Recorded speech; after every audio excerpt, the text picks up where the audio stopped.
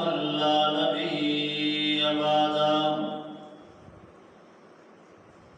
الحمد لله رب العالمين،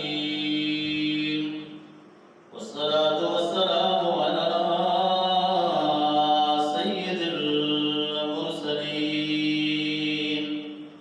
وعلى آله وأصحابه وأهل بيته أجمعين.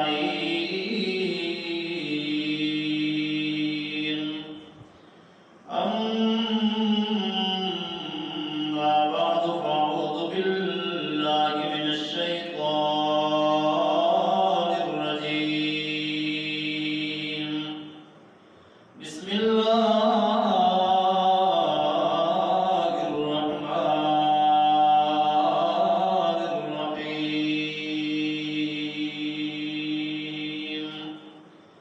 إن الله غفور شكور.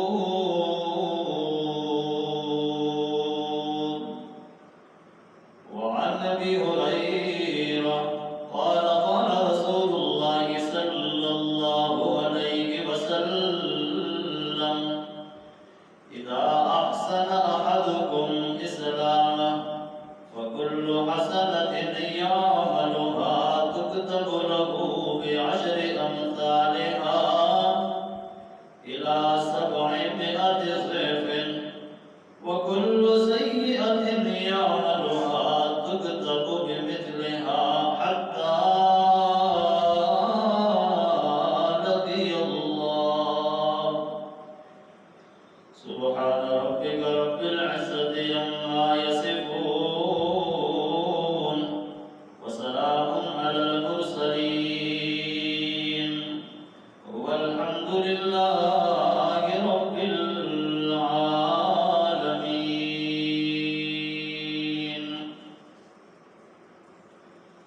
إن الله وملائكته يصلون على النبي يا أيها الذين آمنوا صلوا عليه وسلموا تسليما. اللهم صل على محمد عبدك ورسولك، وصل على المؤمنين والمؤمنات والمسلمين والمسلمات. اللهم صل على محمد في أول كلامنا، وصل على محمد في أوسط كلامنا، وصل على محمد في آخر كلامنا. اللهم صل على محمد كلما ذكره الذاكرون، وصل على محمد كلما غفل عن ذكره الغافلون.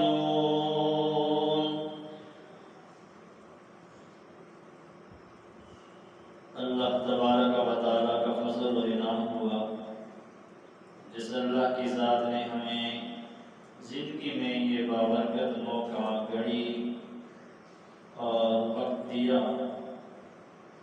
اللہ کی ذات ان اوقات کو ایمان و اعمال کے ساتھ جوڑ کے زندگی گزارنے کے ساتھ توفیق عطا فرمائے، اور پھر اس کے بعد اللہ کی ذات ایمان یقین کی اور کلمہ طیبہ کی موت نصیب فرمائے۔ اللہ تبارک و تعالیٰ نے قرآن مقدس کے اندر اپنی بے شمار صفات بیان کی۔ ان صفات میں دو صفتیں بڑی مشہور ہیں۔ ایک صفت کا نام ہے صفت غفور، اور ایک کا نام ہے شکور۔ یعنی اللہ کے بے شمار ناموں میں ایک نام اللہ کا یہ بھی ہے کہ اللہ غفور ہے، اور ایک نام اللہ کا یہ بھی ہے کہ اللہ شکور ہے۔ دونوں صفتوں کا تعلق بندوں کے اعمال کے ساتھ ہے۔ دونوں صفتوں کا تعلق بندوں کے اعمال کے ساتھ ہے۔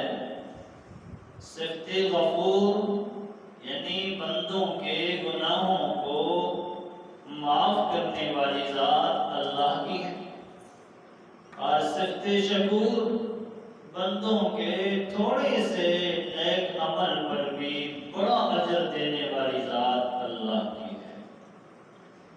غفور کا معنی ہوتا ہے معاف کرنے والا، شکور کا معنی ہوتا ہے قدردان، قدر کرنے والا۔ تو یہ دو صفتیں اللہ کی ایسی صفتیں ہیں کہ اگر بندوں کے سامنے آ جائیں اور ہر بندے کو اگر اس صفت کی سوچ، فکر، دھیان آ جائے تو ہر بندہ اللہ کی نافرمانی چھوڑ سکتا ہے۔ یعنی یوں سمجھے گا کہ جب گناہوں کو معاف کرنے والی ذات اللہ کی ہے تو کتنی عظیم ذات ہے، غفور ذات ہے، دو رقطوں پہ معاف کر دیتا ہے، دو آنسو کے قطروں پہ معاف کر دیتا ہے، اور شکور کی فکر آئے گی کہ تھوڑے سے عمل پہ اتنا بڑا اجر دینے والا اللہ ہے، تو بڑی بات ہے اللہ کی محبت کا دل میں آ جانا۔ اور یہ دونوں صفتیں ایسی ہیں جن سے بندے کو اللہ کی محبت آ جاتی ہے۔ فرمایا ان اللہ غفور شکور، بے شک اللہ کی ذات ایسی ہے کہ غفور، بندوں کے گناہوں کو معاف کرنے والی ذات ہے، شکور، بندوں کے تھوڑے سے نیک عمل پر بھی بڑا اجر دینے والی ذات اللہ کی ہے۔ شکور کے بارے میں لکھا ہے الذی یؤتی الاجر الجزیل علی العمل القلیل، تھوڑے سے عمل پر بہت بڑا صلہ دینے والی ذات اللہ کی، اس کو شکور کہتے ہیں۔ حضرت ابو ہریرہ رضی اللہ تعالیٰ عنہ فرماتے ہیں رسول اللہ صلی اللہ علیہ وسلم نے فرمایا بندہ ایمان قبول کرنے کے بعد جس وقت اپنے اعمال کو اچھا کر دیتا ہے پھر بندے کے اعمال اس قابل ہو جاتے ہیں کہ 10 نیکیوں سے ثواب بڑھ کے 700 نیکیوں کو پہنچ جاتا ہے۔ یعنی ایمان پہلے ہو، ایمان آتا ہے لا الہ الا اللہ محمد رسول اللہ سے، ایمان آتا ہے اشہد ان لا الہ الا اللہ وحدہ لا شریک لہ واشہد ان محمدا عبدہ ورسولہ، اس کلمے سے کہ اللہ کی ذات و صفات میں کسی کے ساتھ شریک نہیں ٹھہراؤں گا، محمد رسول اللہ صلی اللہ علیہ وسلم کو اللہ کا سچا پیغمبر مانوں گا۔ تو کلمے سے ایمان آتا ہے۔